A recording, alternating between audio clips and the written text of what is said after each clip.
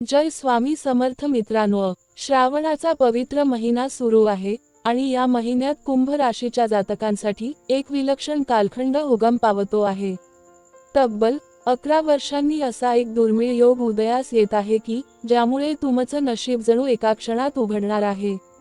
अनेकांनी ज्या संधींसाठी प्रार्थना केली त्या संधी आता तुमच्या पायाशी येऊन उभ्या राहणार आहेत। कामाच्या क्षेत्रात एखादी मोठी जबाबदारी, नवीन ऑफर किंवा दूरच्या प्रवासाची संधी मिळू शकते। वरिष्ठांचे पाठबळ, सहकार्यांची साथ आणि तुमच्यातील नैसर्गिक नेतृत्व गुण यामुळे तुम्ही सर्वांच्या नजरेत याल। फक्त गर्व नको, कारण गुरुची कृपा तेव्हाच फलद्रूप होते जेव्हा नम्रता व संयम टिकवून ठेवतो। आर्थिक बाबतीतही या महिन्यात नवी दिशा दिसू शकते। जुनी अडकलेली रक्कम परत येईल, कर्जाचे ओझं हलकं होईल। मात्र काही मोठे व्यवहार करताना किंवा गुंतवणूक करताना अनुभवी व्यक्तीचा सल्ला जरूर घ्या। प्रेमसंबंध आणि वैवाहिक आयुष्यात नवचैतन्य येईल। काहींना हरवलेलं प्रेम पुन्हा मिळण्याची शक्यता आहे, तर काहींच्या आयुष्यात नवा सहचार उगम पावेल। मनात पूर्वीचं दुःख असलं तरी भोलेनाथाच्या कृपेने ते वितळू शकेल। आरोग्याच्या बाबतीत, विशेषतः श्रावणाच्या दुसऱ्या आठवड्यात काहीसा मानसिक ताण जाणवू शकतो। काही कुंभ राशीच्या लोकांना प्रवासाची संधी मिळू शकते, तो प्रवास व्यवसायासाठी, नोकरीसाठी किंवा अगदी तीर्थयात्रेसाठी असू शकतो।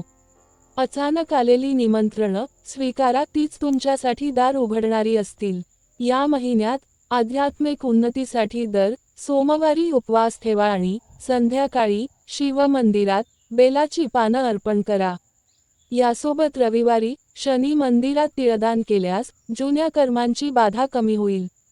तुमच्या रक्षणासाठी आणि शक्ती वाढीसाठी ओम हम हनुमते नमः या मंत्राचा दररोज सकाळी 21 वेळा जप करा।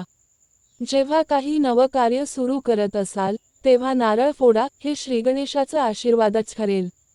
शुभ कार्य, व्यवहार किंवा प्रवासासाठी 8 ऑगस्ट, ऑगस्ट 15 आणि ऑगस्ट 21 हे दिवस अत्यंत शुभ मानले जात आहेत।